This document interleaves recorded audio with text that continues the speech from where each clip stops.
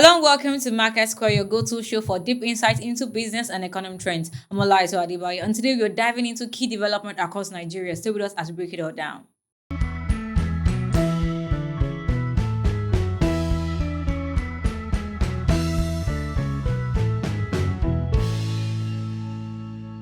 Welcome back to MarketSquare. Cooking gas prices has gone up again for the fifth month in a row, deepening the strain on household budget across Nigeria. Fresh figures from the National Bureau of Statistics show refilling a 5 kg cylinder now costs 8,323 naira 95 kobo. That's almost 2% higher than in May and close to 20% more than the same time last year. Nigeria may be Africa's largest oil producer, but much of its cooking gas still comes from imports. This leaves local prices exposed to changes in the global market.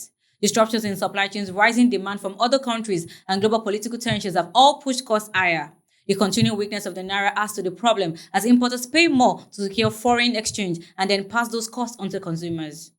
The federal government banned the export of locally produced cooking gas almost a year ago to stabilize domestic prices. Many Nigerians say they have seen little changes. Supply is still struggling to keep up with the demand, and problems in storage and distribution remain. Behind these figures are real stories of hardship and adjustment. We spoke to Nigerians rolling gas refuel stations to hear how they are dealing with the rising costs. Take a listen. Yes, it does, in the sense that,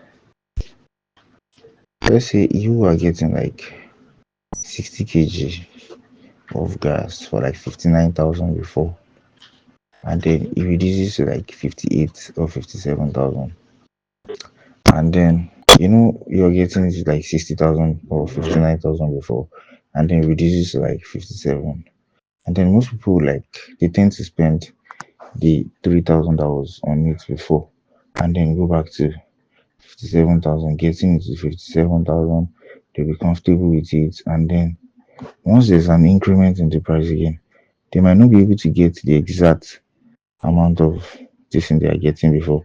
Why? Because they've spent um, part of their capital because of the reduction of the price. And then not everybody do. Some people still have savings and they save up, they don't touch their profit and other things, but it does affect. That is how it affects. And if it is part of the increment as well, it does affect positively because when the price of grass reduces, you have more profit, then you can get more than what you're getting before. So that is how it affects positively and negatively. So first, we have a union that covers the whole thing. They give us standard price from the LPG, liquefied petroleum gas. And then if there's an increment, now this has to do with individuals now, depending on your area as well. If you can increase your price in your area and it's not going to affect the end users there, then most people increases their price when there's an increment, and it will not affect the end users in the area. So if it is going to affect your end users and you know yourself, you leave it at the normal price because the union has not given you a standard price. And then if there's a reduction in the price as well, if the reduction is not so much, you still stay on your normal price that you are selling. You don't just reduce the price because the whole this thing is not stable. So reducing and increasing the price might chase away your customers. They might feel like you're not serious, you get. So that is how we handle like the incremental um price in gas. Unstable prices do affect my business. Let me say when prices fluctuate of ten, it make it harder to plan and budget sometimes, both for me and my customers. Some customers may delay refilling when prices are high, which can reduce, let me say, it can reduce sales in short time. Then, however, I've learned to adapt to it. Yeah. I monitor the market closely so I can anticipate change. Mm, and I adjust my purchasing strategies to minimize the impact. And I also focus on building strong relationship with customers so they continue to trust me even when prices go up. In the end, while unstable prices are a challenge for me, as for me, they also push me to be more creative and efficient in running my business. That is what I do normally observe when prices high and low. Sometimes I may gain, sometimes I may lose. So I'm very aware that rising price affects both my customers and my business. You know, my first approach is to keep my customers informed, and I also explained why prices are going up, whether it's due to supply shortage or transportation costs or global market trends. Transparency builds trust, you know. Secondly, I focus on efficiency.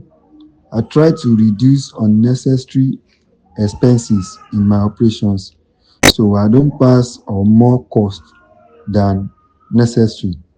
Let me say, let me just explain like this. For example, I buy in bulk when possible, schedule refill smartly to cut transport costs. Shey you know, and I also maintain my equipment well to avoid loss. When prices rise when prices rise sharply, I adjust gradually where possible rather than making suddenly large increases. This can also help my customers to prepare and still keep my business sustainable. um I also offer small loyalty benefits like, let me say, sometimes I do free delivery for consis ten t customers that are regular and they do buy in a large rate, so they feel valid despite the change. Shey you know. Let me just say in this way, in a short way, sometimes I balance price by being transparent and cutting my own costs, and I do adjust gradually so that both my customers and my business can keep going strong despite market change. So that is a little explanation I can give about pricing rising up, coming down. So do you have any more information about this? Those voices reflect the reality that many are living with every day. Without major investment in domestic gas processing, better storage facilities, and improved distribution network, the price situation is unlikely to settle. Experts also point to the need for a stronger naira and fairer terms for importers. For now, people are finding creative ways and sometimes desperate ways to cope with the cost that keeps climbing.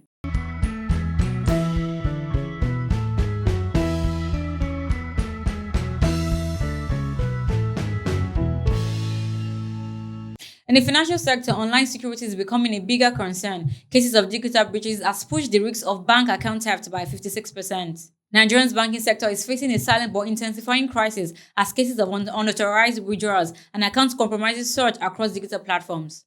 Recent data shows that cyber theft risks has jumped by 56% in the first half of 2025, affecting over 152,000 accounts.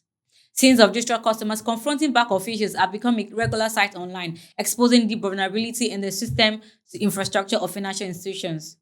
While the shift to digital banking has expanded financial inclusion and improved efficiency, it has also opened a new frontier for fraud, with many banks avoiding liability and pushing the consequences onto their customers. Many victims report waking to find their savings wiped out, even after alerting banks about suspicious activity or misplaced cards.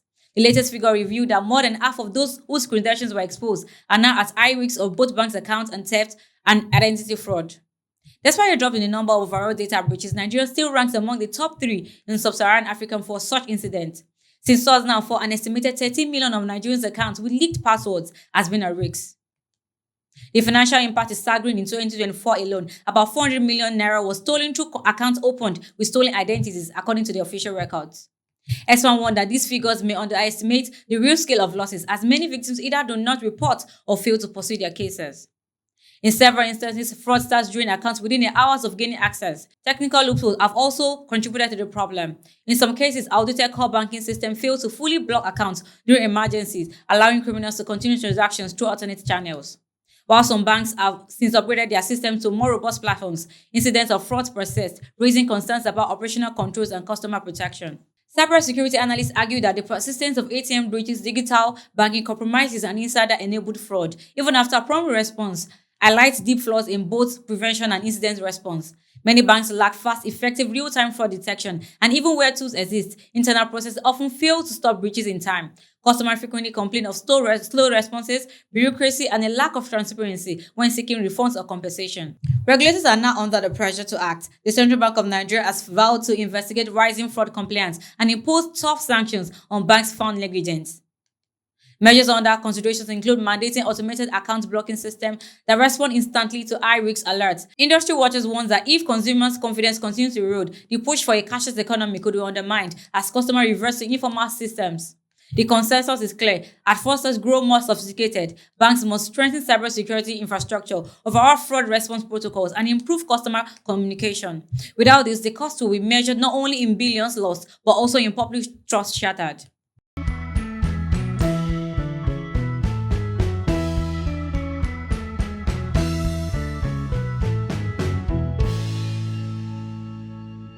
On the corporate front, Nigerian businesses are grappling with a costly paradox. Companies are paying higher interest on loans, even as they reduce their overall debt, highlighting the challenges of borrowing in today's high-rate environment. Nigeria's largest companies are facing a tough challenges. Even as they reduce their debts, they are paying significantly high interest, putting pressure on profits. The combination of high borrowing costs, persistent inflation, and tight monetary policy has made debt servicing one of the biggest expenses for many firms.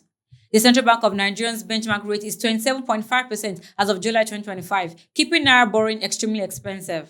Officials say rates will stay high until inflation, still in the high 20s, begins to cool off. The effect is clear. Analysis of 10 major companies across cement, oil and gas, and consumer goods show that interest expenses jumped 31% in the first half of 2025, rising from 411 billion naira to 538.5 billion naira, even as total debt fell nearly 10% to 6.49 trillion naira. In other words, companies are paying more even though they owe less.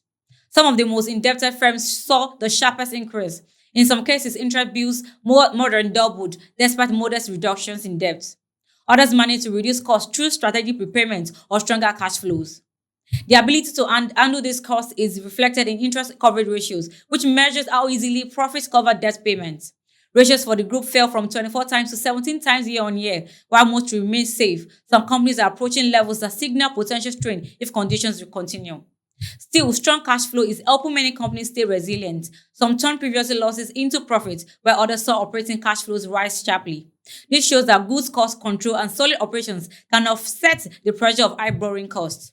With no rate cuts expected soon, expensive debt will remain a major factor for Nigerian companies throughout 2025. For capital-intensive businesses, managing debt efficiency, allocating resources wisely, and keeping cash flow strong will be a key to protecting profits. High interest rates and inflation are not just microeconomic statistics. They are shaping who can thrive and who will struggle in Nigeria's corporate sector.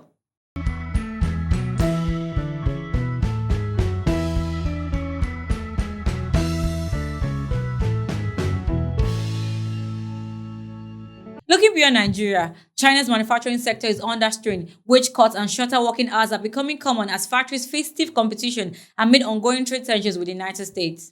Some factories have reduced wage costs by 30% to cope with the rising competition from Chinese firms that have exited the United States market due to steep tariffs. These firms have shifted focus to other markets such as Australia, intensifying price competition. Since the pandemic, some manufacturers have halved their workforce, shortened shifts, and placed workers on unpaid leave in a bid to survive. While the country's official unemployment rate remains around 5%, economists warn that underemployment and declining incomes for factory workers are worsening due to tariff-related pressures and industrial overcapacity. Consumer confidence is near record lows. Retail sales are weakening and inflation remained flat in July, pointing to subdued economic prospects. Analysts note that while official figures may not reflect the true scale of job insecurity, many workers are seeing reduced hours or unpaid leave instead of outright job losses. Competition has also led some manufacturers to cut prices by about 10% and slash overtime, which once made up more than a third of workers' earnings. The use of temporary workers on short-term contracts is growing, allowing employers to adjust staffing levels with fluctuating demand and avoid pensions and insurance costs.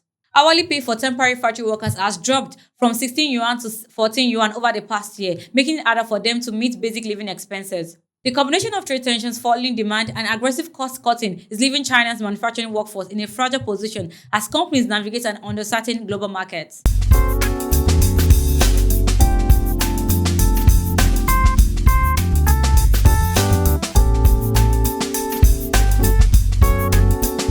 In Nigeria's financial markets, companies are still raising funds through rights issues, public placements, and commercial papers, showing that businesses are tapping the market despite tough economic conditions. This week, the markets remain relatively calm as capital market operators await approval from the Securities and Exchange Commission for issuance by companies planning to raise funds through commercial papers. The equities market maintained its bullish momentum, with companies from different sectors raising capital through rights issues, public offerings, and private placements. United Bank for Africa is continuing its rights issue of about 3.16 billion ordinary shares at 15 naira per share.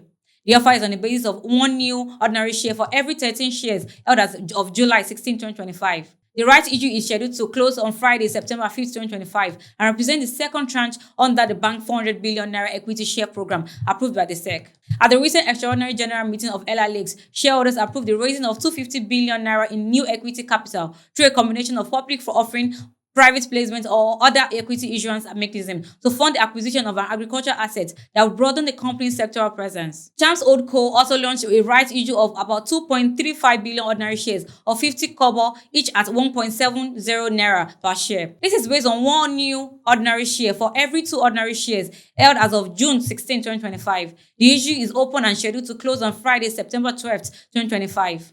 At its 46th annual general meeting, Oando shareholders approved the raising of additional capital of up to 500 billion naira or its foreign currency equivalent. The funds will be raised through the issuance of up to 10 billion ordinary shares of 50 kobo each, either as of standalone issues or under capital raising programs, including public offerings, private placements, debt to equity conversions, right issues, or other transaction modes, subject to regulatory approvals. Polismart SPV Limited will also raise 2.07 billion naira for Series 1 and 2. Market intelligence indicates that Sterling Bank may be preparing to float a public offer this month in a bid to meet the Central Bank of Nigerian's recapitalization directive. Analysts say that they will continue to monitor developments as the Securities and Exchange Commission grants fresh approvals for commercial paper issuance.